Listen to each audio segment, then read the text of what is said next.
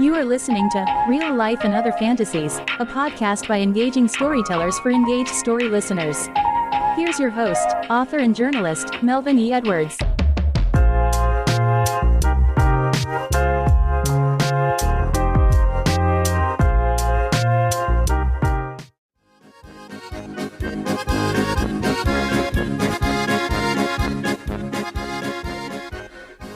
Hello, fellow storytellers, and welcome to this edition of Real Life and Other Fantasies. This is the month of Oktoberfest in Germany and in German communities across the United States.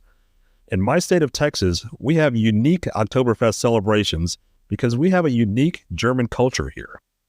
And it's likely that unless you're from Central Texas, you don't even know exactly how different German culture is in Texas. My guest today is going to help us understand Oktoberfest better by helping us understand how deep Texas and German cultures are intertwined. My guest for this episode is Dr. Hans Boas. He's a professor at the University of Texas at Austin, where he's the chair of the Department of Germanic Studies. In 2001, Dr. Boas founded the Texas German Dialect Project at UT Austin to document the rapidly vanishing dialect of Texas German. Now, I don't just mean Germans in Texas, and I don't mean Texans who speak standard German. Texas German is a real and distinct dialect, and that's what we're going to discuss today. Hans, thank you for joining us today for the Real Life and Other Fantasies podcast. I appreciate you being here. Thanks so much for having me. Appreciate it. So I want to start by providing some context to our discussion today, and then I'll ask you a few questions. So Oktoberfest and the uniqueness of Texas German started because of policy decisions in the mid-19th century. During the decade-long existence of the Republic of Texas, Germans were offered land grants to leave that European country and move to Texas to farm and ranch here. It is estimated that 1/3 of all Texans at the beginning of the 20th century were of German heritage.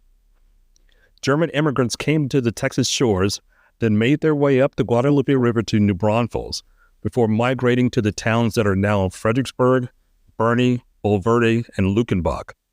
Now, country music fans have probably heard of Luckenbach, Texas, because that's where Willie Whalen and the Boys played. And since country music is just folk music, that may be the intersection of Texan and German ideals because of both cultures' love of singing, dancing, and having a good time. Now that I've laid out that context, I'd like to bring you in by having you tell us about your work with the Texas German Dialect Project and why that project is so important. For the last 22 years, I've been driving around Central Texas with my students and colleagues, and we have been interviewing speakers of Texas German, which is a unique dialect that is spoken only in Central Texas. It's the result of immigration of German speakers from Central Europe in the 19th century, starting in the 1830s. These people came from different regions of German-speaking Central Europe, and they traveled to Texas to find a new life, and they spoke very different dialects. The immigrants landing here and then settling here eventually, they were in contact over generations, and they all spoke their different original donor dialects. Over the course of 3 to 4 generations, these German dialects mixed into a unique mix of what's known as a New World dialect, which is known as Texas German. And Texas German is quite unique in the sense that, first of all, it has features from about 5 or 6 different regional dialects spoken in Germany, and they are mixed together in a sometimes systematic, sometimes not systematic way. And then you have a lot of words and grammatical constructions and saying coming in from English. So over the 4, 5, 6 generations where we are right now, you have the emergence of a unique German dialect that is spoken only in Texas, that is different from Pennsylvania German or the German spoken in Wisconsin or Minnesota or up in Alberta in Canada. And it's different not only linguistically, but it's also different in that it's a relatively new German dialect in North America. Pennsylvania German is about 150 to 200 years older just because the first German immigrants came over way earlier. And Texas German is also in a situation where it is dying out. So since about the late 1940s, the dialect has not been has not been passed on to younger generations, which means that the speakers who still speak it today are in their 70s and 80s, and there are not that many speakers of Texas German left, which means we're looking at maybe 3,000, maybe 4,000 speakers left. And we have about another 5 to, if we're lucky, 10 or 15 years to find speakers, to interview them, and then to archive the recordings so that once Texas German will not be spoken anymore in about 15 to 20 years, that there's an archival and a historical record of this very unique part of Texan culture and also history. Okay, that's really fascinating. So I'm curious, when Germans arrived here, they brought their language and culture, obviously, to Texas. So what is Oktoberfest to a native German? Is it anything like St. Patrick's Day to an Irish person? Well, Oktoberfest really is a Bavarian holiday that was instituted by a Bavarian king to celebrate, if I remember correctly, the wedding of one of his daughters in the 17th or 18th century. I'm unclear about the exact details, but it is a unique fest that dates back a few hundred years and originates in Munich, which is the capital of Bavaria, which is in the southeastern part of Germany. And the Oktoberfest as a cultural institution was originally meant only to celebrate this wedding, but you have a much broader culture of fall festivals, typically around harvest time, where all over Germany people will get together. They will sing songs, they will dance, they will listen to music, they will eat, they will obviously drink beer and have a good time to celebrate the end of the harvest year. And so what started out as Oktoberfest is really truly only a Munich fest. What happened in the United States is that many of those German-inspired fall festivals are called Oktoberfest, even though the only original Oktoberfest takes place in Munich, and it actually, if I remember correctly, it starts the last week of September and ends on the first week of October. So many of the festivals that we have in the US that are called Oktoberfests are in that long cultural traditions. Okay. So curious about this because I'm not a beer drinker. So if you don't drink beer, is it still possible to even celebrate Oktoberfest? Oh, absolutely. You can still go and dance and sing and have a good time and drink lemonade or whatever drink you like, or eat some pork knuckle with sauerkraut or some sausage that is grilled. There are plenty of options. You don't have to drink beer to celebrate Oktoberfest. Okay, I'm sure a lot of people will be surprised to hear that, and they'll think you're speaking blasphemy somehow. No, I hope not. Okay, so a different aspect of German culture. So how did the culture clash, like the anti-slavery views held by most German settlers who came here, contribute to their geographic isolation in such a small area of the Republic of Texas? That's a really good question. And to understand that question or the context of the question more, you have to know about the various ways of immigration to Central Texas. There was some minor immigration by Germans during the years of the Republic up until 1836. The main large group before the Civil War started coming in the 1840s. And many of those people coming in the 1840s came to Texas for political freedom, to escape harsh economic times and political oppression and wars and famines. Many of the people who came over, either they or their ancestors had witnessed a system of serfdom that was prevalent in the Middle Ages all the way up until the 18th century in large parts of Europe, where you had a system where the landowner, some member of the nobility, would own the people who lived on the land. And so there was a very distinct memory by many of the people from German-speaking Central Europe coming over to Texas of this very oppressive system of not having any personal or religious freedom, not being able to determine your own life or destiny because someone basically owned you, your family, and the land, and you had to work for them. And them coming to Texas meant that they also wanted to be free. They wanted to have their political and religious freedoms, which, of course, back in the 1830s and 1840s typically meant only white men and not other people. But those who came over here came out of this ideology of wanting to be free. They settled here. They became citizens of Texas or then later of the United States, and they found themselves surrounded by people of Anglo descent.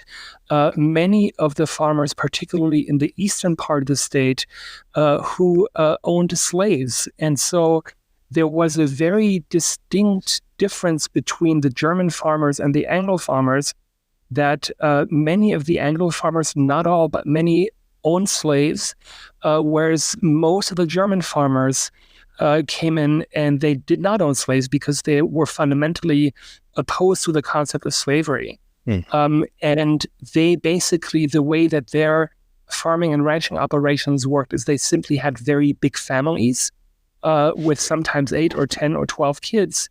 And then they bounded together as societies, as farming societies, so that the farmers would support each other on the field with harvesting, with repairing machinery, with building barns, and so on. And so it was a fundamentally different way of not only doing farming and ranching, but ideologically, politically, there was a very distinct alternative view, namely that owning people is not a good thing, and most of the German immigrants were strictly against that. Okay, that's another fascinating aspect of this conversation. So people in other parts of the country have heard about New Braunfels, which was the primary spot where the Germans landed when they came to Texas. And they heard of New Braunfels because of Schlitterbahn, the largest water park in the world. And that city was founded in 1845, almost exactly halfway between Austin and San Antonio. When the German settlers arrived, did they think that this Texas was a new Germany, or was their objective to create something entirely new for themselves? Well, there is, again, different versions of the story. So the original immigration was piecemeal. It was only individual people coming over in the 1830s. And it was not until the 1840s that organized large-scale immigration started. You had a society of noblemen from the city of Mainz on the Rhine in Germany. Groups of noblemen, I think there were about 23 or 24 from different regions in Germany. They bounded together, they formed an immigration society. And the goal of the immigration society, they signed a land contract with the state of Texas. And the goal was to bring thousands of immigrants from Germany over to Texas and to establish a very large area on the so-called Fisher-Miller land grant, which is to the northwest of Llano and Marble Falls, quite a large area. The goal was to settle thousands of German-speaking immigrants in that area. And the only problem was when the Adelsverein signed the contract, they had actually never seen the land. So they signed a contract to settle immigrants on that Fisher-Miller land grant. They organized ships for the immigrants to get on. They landed on the coast in Karlshafen, which later became known as Indianola. That's where they settled. And then they started with Oxwagon the journey up to the Fisher-Miller land grant. And they didn't really know where they would be going. At some point, some members of the Society of German Noblemen actually went to the land grant and figured out that the land is not really suitable for farming, which at that point proved to be quite a bummer because you already had hundreds, and then later in 1845, 46, 47, of thousands of immigrants landing on the shores of Texas, getting ready to make the journey to the Fisher-Miller land grant. So what happened with New Braunfels is it was purchased by the Society of Noblemen originally as a stopgap, as a stop point, where the settlers could just halfway on the way to the Fisher-Miller land grant rest, regroup, repack, restock, and then make the rest of the journey up to the Fisher-Miller land grant. So New Braunfels originally was founded as a town, but it turned out when they got wind that the Fisher-Miller land grant wasn't really suitable for farming and ranching, that many of the first group of German settlers actually stayed in New Braunfels and didn't migrate further.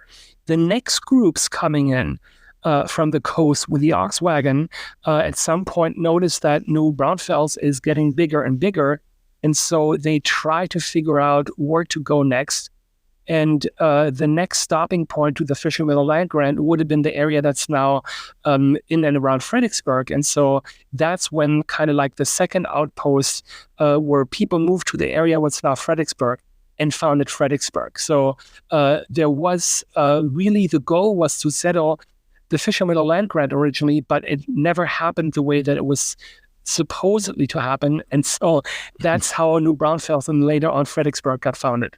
Wow, that's interesting. And speaking of Fredericksburg, and I think this is where, my research is accurate, you heard for the first time someone speaking Texas German. So when you became aware of that existence, what did you think of it as a native of Germany? I didn't know what to make of it because it was a dialect that I had never heard before. I was traveling. I was on my way from California to Austin. This was July of 2001, and I stopped in Fredericksburg at this restaurant. And after lunch, I went to the bathroom.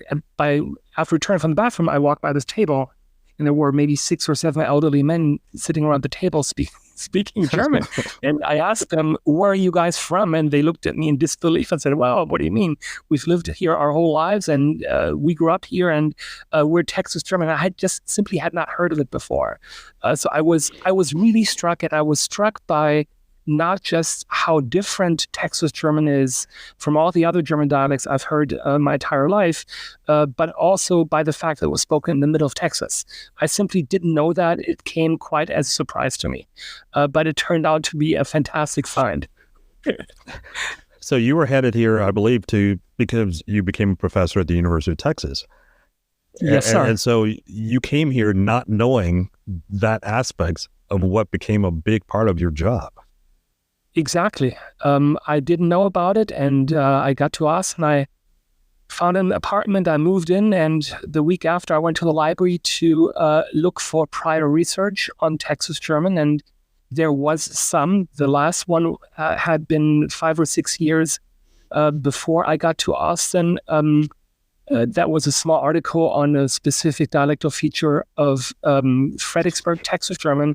But the last really major research effort looking at Texas German was done in the 1960s and 1970s. And since then, no one had really studied or recorded or investigated Texas German and its development. And I thought that was really fascinating because on the one hand, languages and dialects, they simply change over time. You know, you get new words, you get new pronunciations, you get new sayings. Sometimes the grammar changes, and no one had really done research on Texas German in 30 to 40 years. So my first thought was, it would be interesting to see how Texas German has changed since the 1960s and 1970s. And as I was trying to figure that out, I noticed that there are no young or younger speakers around. Back then, the youngest speakers, they were in their mid-50s, early 60s, but no one younger than that spoke Texas German. So by that time, this was 2001, there were an estimated 8 to 10,000 speakers of Texas German around. The dialect was already slowly retreating and in the process of dying out, which is a concept that happens all over the world. You have smaller languages and dialects that simply over time die out because speakers don't learn them anymore, or they don't get it taught. But in the case of Texas German, I was basically looking at a double whammy. On the one hand, no one had looked at it over the last 30, 40 years. We didn't know what it was really like. And on the other hand, it was already in the process of dying out. So at that point, I decided I might want to do something about it. And that's why I founded the Texas German Dialect Project. And in my first class that I taught at UT in the fall semester of 2001 was called Advanced German Grammar, German 328, one of the toughest courses we have in our undergraduate program. So the students had to really work hard. But the second week of classes, I asked my students, does anyone have relatives in the family who speak Texas German? And half of the class raised their hand and said, yeah, my uncle, my grandma. And so then I immediately, this was September, October of 2001, I got names and numbers. I called people and asked them whether they'd be interested in being interviewed in Texas German. And I basically did, I think, maybe a dozen interviews or so in the fall of 2001 to get an idea of what Texas German sounded like. Wow. Can you tell us a few words or phrases or even paragraphs of something in Texas German and translate it and how it's different from standard German? Absolutely. So first of all, you have a ton of words that have been borrowed from English into Texas German. These are verbs like move or shoot or see or eat or like. And so what Texas German does, and this is what happens in any contact language situation, you have two languages that are in contact with each other. They borrow words from each other. English has borrowed words from probably 3 or 4 dozen different languages from around the world over the centuries that it's been in contact with other languages. In the case of Texas German, you take an English verb and you put it into a German sentence, and you make the verb fit the German grammar. So, for example, I moved to Fredericksburg. Ich bin nach Fredericksburg gemoved, where you take the verb move and you use it and you turn it into a past participle. I have gemoved. You integrate it into German. You have a ton of different nouns that are borrowed from English into Texas German. You have words like the creek or die Krieg. You have words like defense, der carburetor, der county commissioner, die shotgun. You have lots of words referring to nature. So der Pekanbaum, the pecan tree. You have der prickly pear cactus. You have different terminology that relates to the schooling and the educational system. So der Principal, die Grade, die School, and you have also what are called discourse markers. So in Texas German, you will hear a lot the words well being used. Well, ich hab ja das gesehen. Well, I really saw it. Or as in, gestern bin ich nach Haus gegangen. Yesterday I went home. And so you have a ton of words that are being borrowed from English into Texas German that are integrated into Texas German, into the grammar, very often into the pronunciation. And so, speaking of the pronunciation, this is an interesting feature. So take the word preak. You can listen to the word preak. That's one of our translation words that we ask Texas Germans to translate from English into German. So you can log on to the dialect archive and you can listen to about close to 800 different people saying the word creek in Texas German. And so you get a variety of different pronunciations. You get people who pronounce it just like in Texas English, creek. Then you have people who will pronounce it with a more German accent, Krieg. And then you have people who integrated more into German syllable structure like Krieke or Kriek, die Krieke. And so you just have very, very different pronunciations of the same word, which is one of the things that makes Texas German both complicated because there's so much variation going on, but it makes it really interesting because people speak so different from each other, yet they're still able to understand each other. So one of the main areas in Texas German that is noticeable is obviously all of the words that have been borrowed from English into Texas German. There have been some changes in the sound system of Texas German. So many German dialects have vowels, just like English, but then many German dialects have so-called front rounded vowels. Those are vowels that you pronounce at the front of your mouth when you round your lips. So in words like ü, as in über, over, über, you can, when you pronounce that, you have to really round your lips to get that ü sound out. In Texas German, there is no more rounding or rounded front vowels left. They are now unrounded. So instead of saying things like über, people will now say iber, which is more or less the same vowel, except for it's not rounded. And you can try this out by basically saying E, and then you kind of press your lips and you make them round like you want to kiss someone. So E. And so that's a type of sound that Texas German has lost over the last 30 to 50, maybe 80 to 100 years. So the sound system has been affected. One of my PhD students just finished a fantastic dissertation on diphthongs in Texas German. And diphthongs are those two-part vowels, like in the words mouse and house. You have an AU, aus, so it's a two-part vowel.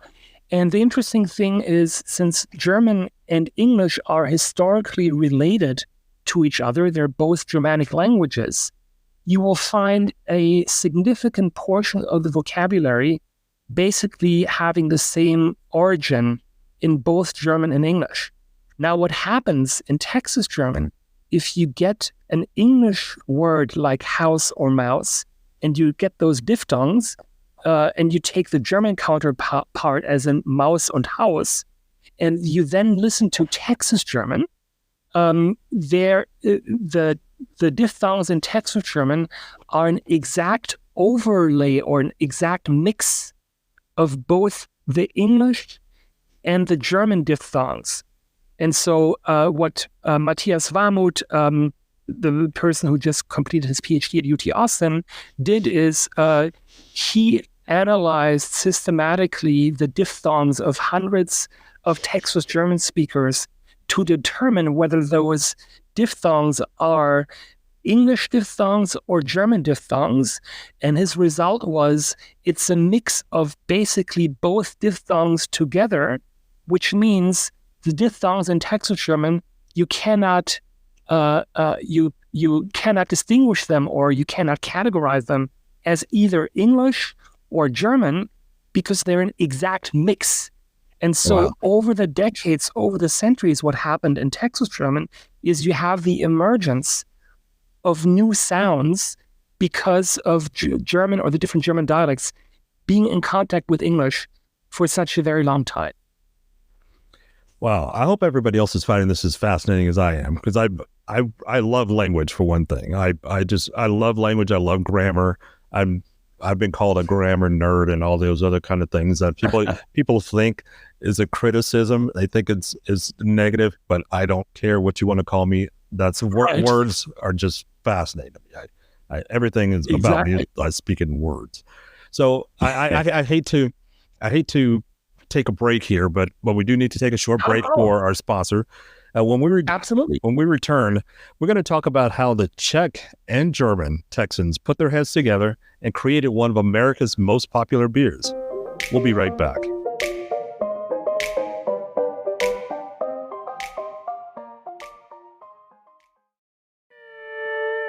The Wimberley Story Fest will be held from October 12th through the 14th in the picturesque Texas Hill country town of Wimberley.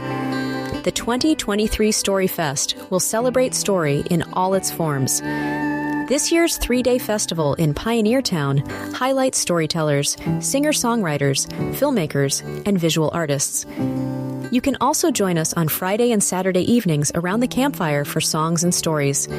It will be a big weekend for stories, and there will also be interesting activities associated with the annular eclipse on Saturday. October 12th to the 14th is the weekend. Wimberley, Texas is the place. We are proud that the Real Life and Other Fantasies podcast is a sponsor of the Wimberley Story Fest. Go to their website for tickets and more information at www.wimberleystoryfest.org. That's www.wimberleystoryfest.org. See you there.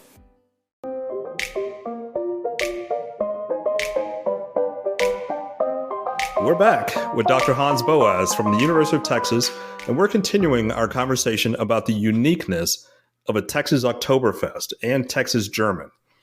So Hans, there were a lot of Czech immigrants in the same part of Texas at about the same time that the Germans came over. And the Czechs blessed us with kolaches, and Germans gave us Wiener Schnitzel, which sort of became our famous chicken fried steak. But the two sides joined forces to create Scheinerbach beer. And Scheinerbach is one of the most popular beers in the United States now. And that organization, that company, was based in Shiner, Texas, and is part of a different culture or cluster of Texas towns near Houston, along with Schulenburg and Weimar. And this bit of tidbit of information is unrelated to our conversation. I just wanted to throw this in.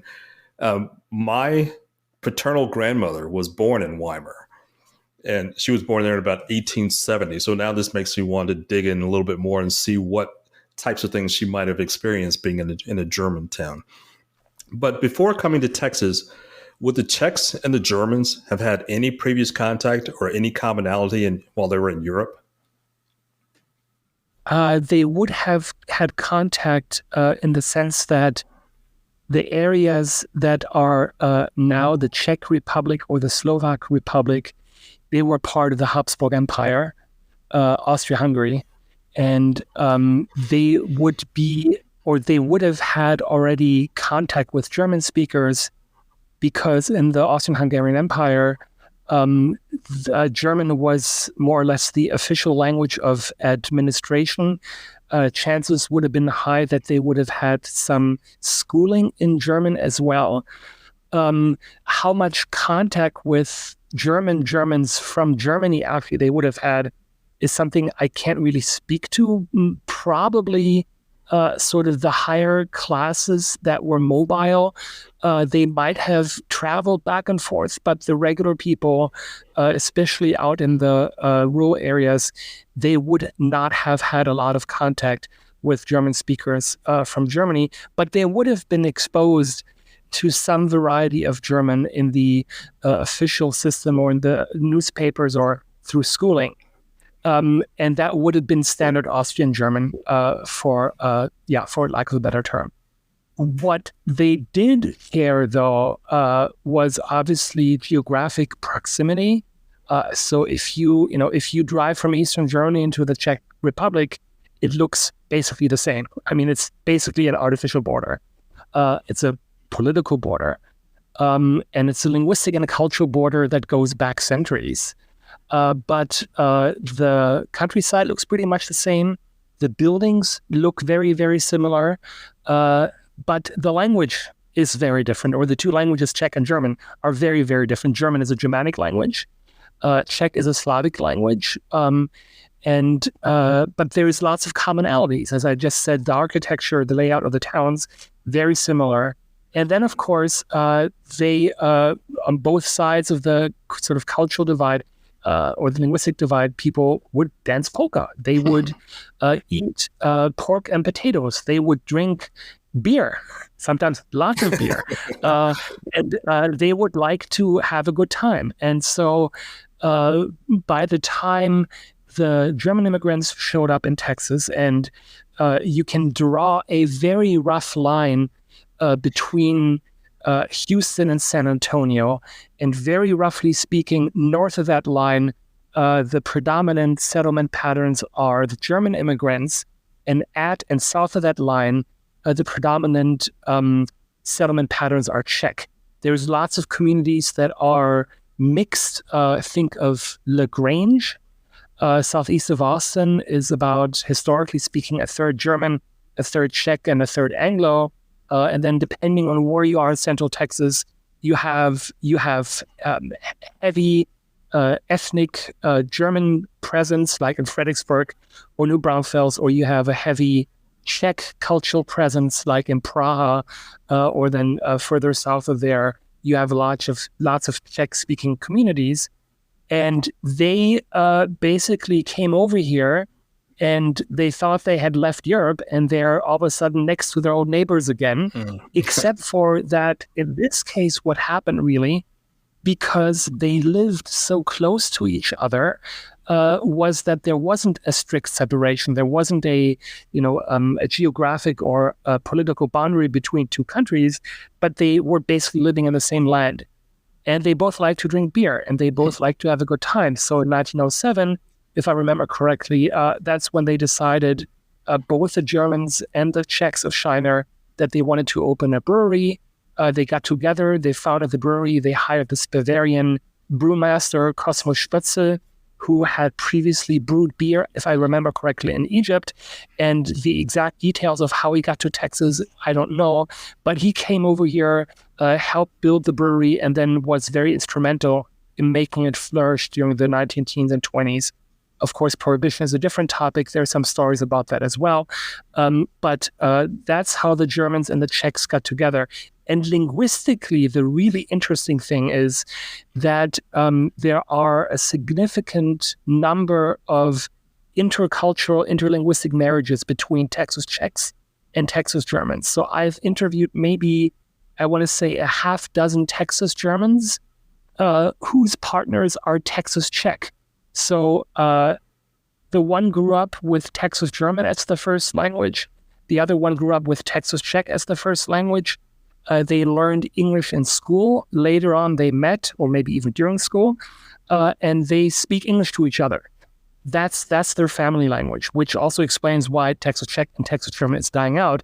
You have intermarriage if both partners do not speak the language, it's typically not being passed on to the other, or to the younger generation.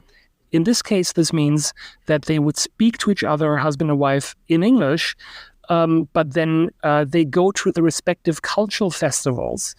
And I've had one really interesting interview with a Texas German speaker right outside of San Antonio in, I think, 2007 or 2008, who told me the story of how, as a little kid, she would go on weekends to one of the barns out in the countryside that had a dance floor, that had an oompa band. They served beer, they barbecued, and the way it worked was basically the whole family shows up. The grandparents, the parents, all of the kids. They had a special room on the side of the barn only for the kids, where they would basically, at 9 or 10, they would get their blankets and they would roll off and sleep.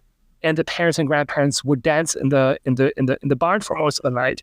And then this Texas German speaker starts singing this Texas or this German song, and all of a sudden, her Texas Czech husband, who listens in to the interview, starts singing the words in German.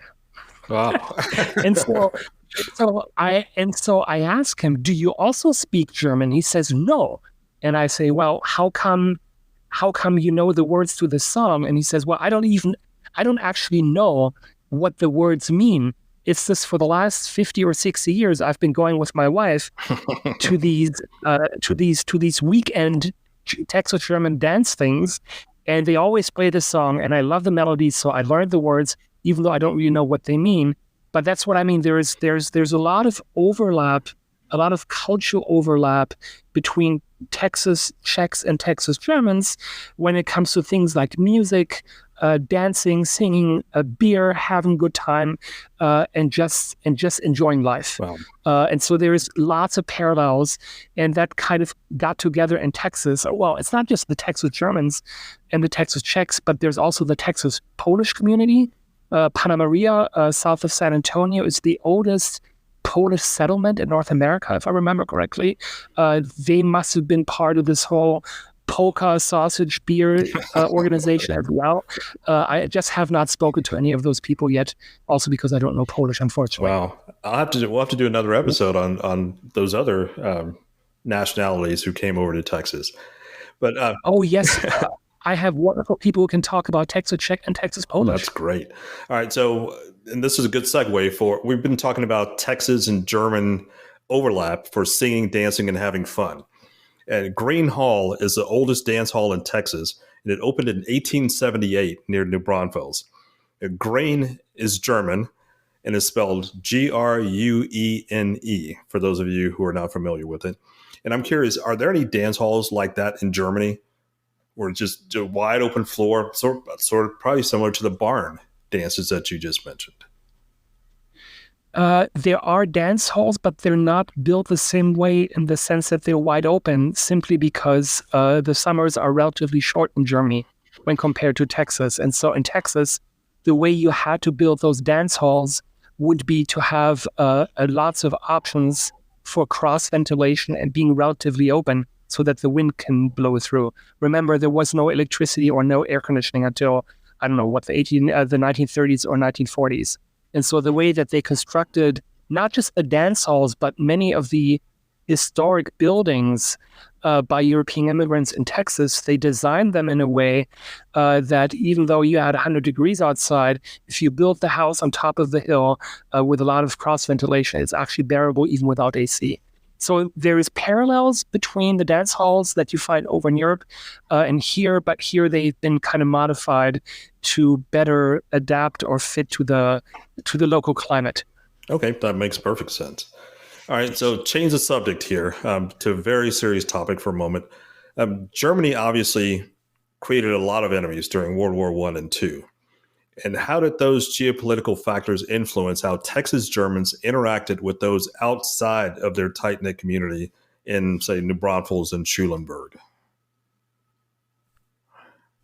Well, that's a really good question. And yes, the two world wars were traumatic events around the world, but specifically also in Texas, and specifically for those people of German descent who were born and raised in Texas, whose grandparents or great-grandparents had emigrated from Germany over here, and they didn't know anything else but Texas. So they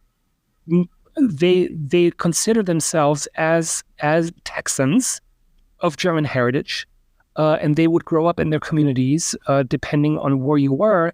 There's obviously a big difference between rural and urban, but let's for the moment talk only about the mainly rural communities where you had completely functioning societies, towns, where you could do everything in German. Your whole family spoke German.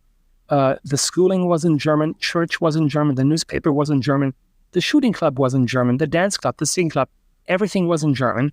There was so much German, for example, in the Hill Country, that people who didn't speak any German moving in the early 20th century up until World War I, if they wanted to do anything in those heavy German populated areas, they would actually have to learn German because so few people spoke English or spoke English well enough to really understand what's going on.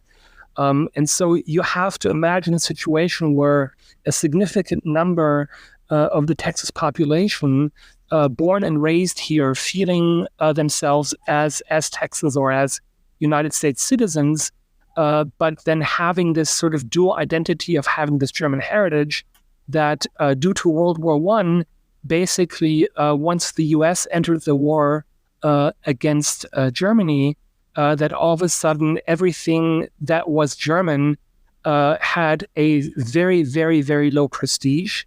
it was basically banned from the public sphere. That had several effects.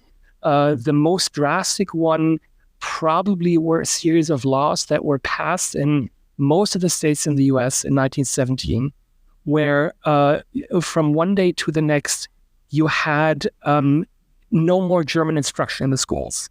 So it wasn't phrased that way, the law, but it basically said English is the only language of instruction. No other language can be used for instructional purposes in school. So imagine you're, a 7, 8, 9-year-old kid, and one day you come to school and the teacher tells you, by the way, no more German, we do everything in English. And most of the kids didn't know any English or hardly any English. And so there was a big issue with the communication in that most of the students who didn't know English simply couldn't follow instruction in the schools. They obviously learned it over a period of a year or two. But then on top of that, they heard from their teachers that anything German is bad. It's un-American. It's not patriotic. You cannot speak German and be a good American. And so many of the Texas German kids back then grew up with this thought, with this idea that you cannot speak German. If you speak German, it's un-American. You're not a good citizen of the U.S. And so what happened at the end of World War I and post-World War I was that many of the children still spoke German at home because no one else spoke English at home, obviously, but they would then only speak English at the school. So you had almost like the split in two different domains, and the same thing happened at most of the churches, most of the newspapers, a lot of the communication, the more official domain outside of the household, basically during the late 19-teens and then 1920s, 30s, switched over to English. And so over time, you had the emergence of a situation where many people of the Texas German community would continue speaking Texas German at home with their family and their friends, but outside of the home, English was the main language. It was also because you didn't want to be recognized as a German. Many people changed their names, their German names to English names. So Fuchs became Fox, Schmidt became Smith. All the street names in San Antonio's King William district got changed from German names to English or Spanish names. Many of the newspapers went out of business because they continued publishing in German, which you had to wait to get your newspaper translated into English during the war. And so there was a massive cultural shift underway. And that also led then to this kind of two-way approach to language, that people who grew up learning German as their first language in school immediately learned English, if not already a bit earlier. And then World War II came around, and that obviously was another blow to the prestige of German. And what happened during the 1940s is that this another blow to the prestige of anything, German culture, German language, led then to the decision by most Texas German parents in the mid to late 1940s to not continue using German at home, not speak it, not teach it to the kids. They might still use it amongst each other, but most of the Texas German parents made a conscious decision not to use Texas German anymore. As a result, the youngest speakers of Texas German that we find today, they are born in the mid to late 1940s. Very rarely we get someone who's born in the early 1950s. And that's really the cutoff point for Texas German. Since then, intergenerational transmission has basically stopped, and Texas German is slowly dying out. Wow. And you mentioned you expect a lifespan of probably less than 20 years of the remaining Texas German speakers. So I have a quick question. Yes. So do you have any plans to do some type of a Jurassic Park type experiment with the language to reintroduce it to a new generation, maybe as a University of Texas course? That is a great question. It might be possible if the factors were right. Unfortunately, they don't look to be good at all. So there's situations like these happen all over the world. You have a minority language that's shrinking for various reasons, economic reasons, political reasons, social reasons. And then the community decides to revitalize the language. And there are some successful cases around the world where that's been done. Think of Welsh in Wales. That was pretty much dying out in the 1960s. And then a grassroots movement got together, a very big political loud protest. They convinced the British government to give them money. And then in the 1970s, they started massive campaigns to more or less revitalize Welsh. And it's been, for the most part, a real success. I mean, if you go to Wales now, many of the people speak Welsh. There is Welsh TV, radio programming. The road signs are in both English and Welsh. You can go to school in Welsh. You can even take university courses at the University of Cardiff in Welsh. So Welsh has made a really, really great comeback, but only because the ingredients were right. There was massive amount of funding necessary to do that, and the people really, really wanted to do that. So there were pretty big number of community leaders who are very active in revitalizing Welsh and organizing this whole revitalization movement. Then you look at another case, Irish Gaelic, which is also a Gaelic language just like Welsh. And it's been dying out. It's slowly been retreating more and more over the last 100 plus years. And the Irish government is spending massive amounts of money to encourage people to learn and use Gaelic in the public sphere. Teachers, policemen, anyone working in the public sector, they make more money if they speak Irish Gaelic. And so the government really wants to push this. The only problem is that amongst large parts of the Irish population, Irish Gaelic is considered as a peasant's language, as a backwards, as old-fashioned, outdated, and no one wants to, or very few people really want to learn it and use it. And so there you have the other scenario. Now, if you compare that with Texas German, we're in the situation that I think it's probably too late to do anything about revitalizing Texas German, because you need enough people who are very active, who want to get involved and who want to get this off the ground. You can't do this with 1 or 5 or 10 people. You probably need a few hundred people really engaged. I've written a number of papers on this topic because in many of the interviews, we ask speakers about their attitudes towards Texas German and would they get involved in revitalizing it? Would they teach it to their grandkids? Would they be interested in seeing Texas German on road signs in the public, on the radio and TV and so on? And the overwhelming majority, not everyone, but the overwhelming majority of Texas Germans today who still speak it here and there basically are not interested in revitalizing it. Okay. They're interested in their heritage. They're very proud of their heritage, of the history, the culture, the language, their ancestors, all these sort of German culturally infused topics. They're all very proud of that. But when it comes to actually revitalizing Texas German, they don't really feel like it's worth it or it should be done. And when you ask them the follow-up question, well, why not? Many of the people say, well, that should have been done 50 years ago when there were more speakers around. The people who are around now, they're too old, they can't do it. And also because Spanish is the new minority language in Texas. And that if anyone wanted to learn a language in Texas today, it would be Spanish. Now compare that with the 1950s. In the 1950s, you still had you had hundreds of thousands of Texas German speakers in Central Texas. And so if you wanted to apply for a job at the HEB in New Braunfels and you wanted to be a butcher, you needed to speak German. They would not hire a monolingual English-speaking butcher because more than half of the customers spoke only German. So there was a real need for it. And so to come back to your question, I'm afraid that really all we can do is document Texas German and archive it. But we neither have the amount of funding.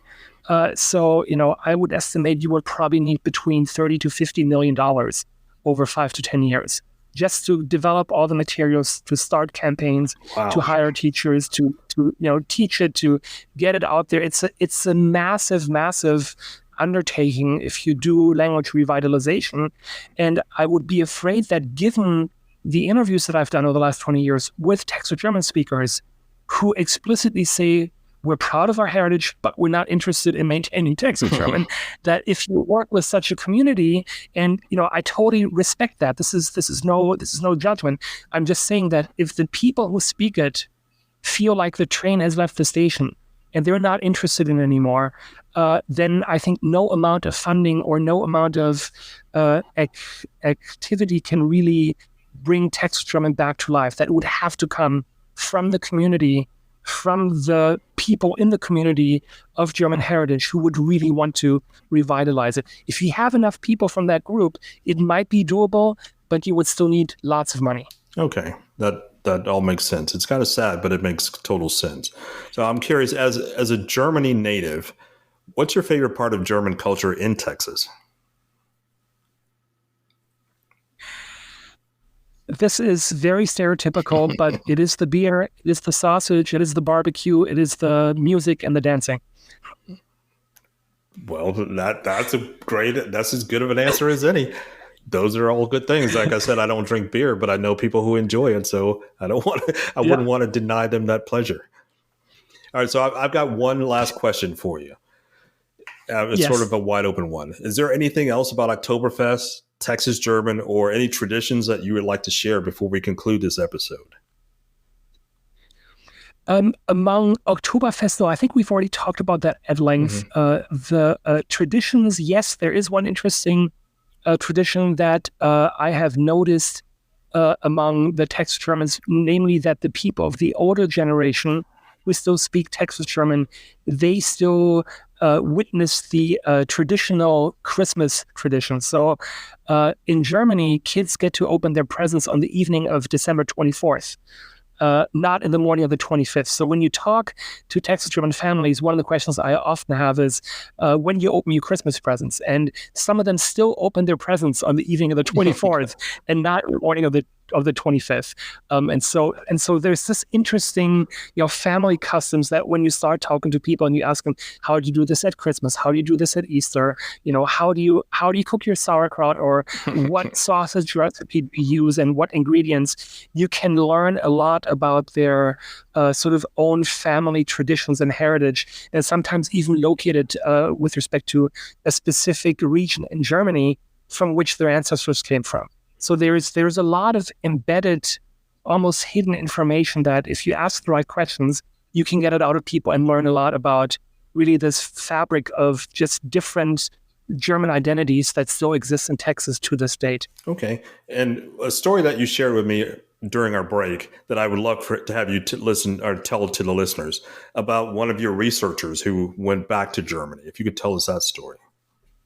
Yes, one of my former PhD students, David Hühnlich, who now works at the Catholic University of Eichstätt in Bavaria in Germany. He worked for the Texas German project for multiple years during his PhD. And he is married to an African-American woman. They live in Germany. They have 3-4 kids now. He came across, while he was doing interviews with Texas German speakers, he came across repeated stories in rural ranching communities where people told him that that there were several African Americans that they knew of that had spoken Texas German. And so he investigated this a little further and found out that throughout the 19th century, there were significant amounts of African Americans living in close proximity with German ranchers, to the degree that they would basically pick up Texas German and learn how to speak it. And that some of the rural country schools were open to African-American kids to get an education, that there was a lot of just practical, pragmatic, sort of more open-minded interaction between different cultural and ethnic groups. And he's in the process of putting together a website, I think it's called Afro-German Texas, where he's interviewed some of these African-American descendants of these African-Americans who spoke Texas German. I don't know when this is going to go live, if I remember correctly, towards the end of this year. But he's done interviews with maybe 30 or 40 people over the last 3 to 4 years. He received funding from the German Academic Exchange Service to set up this project. And he worked also with Professor Walter Kamphöfner from Texas A&M on the subject. So there is a lot of stories to be told, not just about Texas Germans and African Americans, but also Texas Germans and Native Americans and Texas Germans and Texas Czechs and Texas Poles and Texas Swedes. And so you have this real cultural fabric of different ethnic and linguistic groups coming together in Texas, where, outside of Texas, most people think, oh, it's a bunch of white guys riding horses and being cowboys. But there's so much underneath the surface that unless you don't know about it, you simply would never know. I mean, you would have never guessed. Wow. Now we got several episodes we got to get into. My mind is spinning. It's highly fascinating. And Melvin, we interviewed a whole bunch of people already in the Weimar region. And so I'd be curious at some point to also hear about, you said it's your grandma who was born there? Yes. My dad's mother was born in Weimar. Okay. Very nice. So you and I should talk some more. I would love that.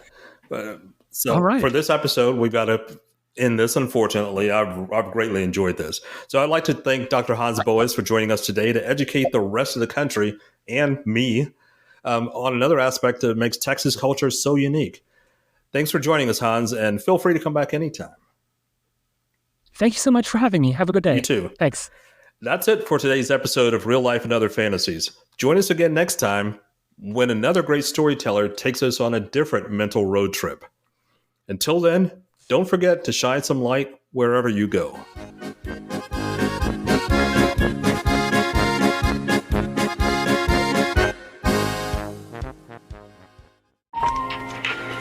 That was another edition of Real Life and Other Fantasies with your host, Melvin E. Edwards. Join us again next time for more stories about more things than you can imagine. Some of those true stories may even be about real life. See you next time.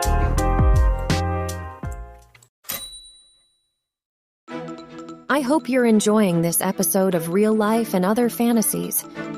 To hear the latest stories by the most interesting storytellers, subscribe to this podcast. New episodes are released every Tuesday at 5 a.m. Central Time. That way, you can listen on your way to work or while you enjoy your second cup of coffee and decide if you really need that job. Also, please don't forget to rate each episode. That's Real Life and Other Fantasies on Spotify, Apple, Google, Amazon, iHeart, and Odyssey podcast platforms.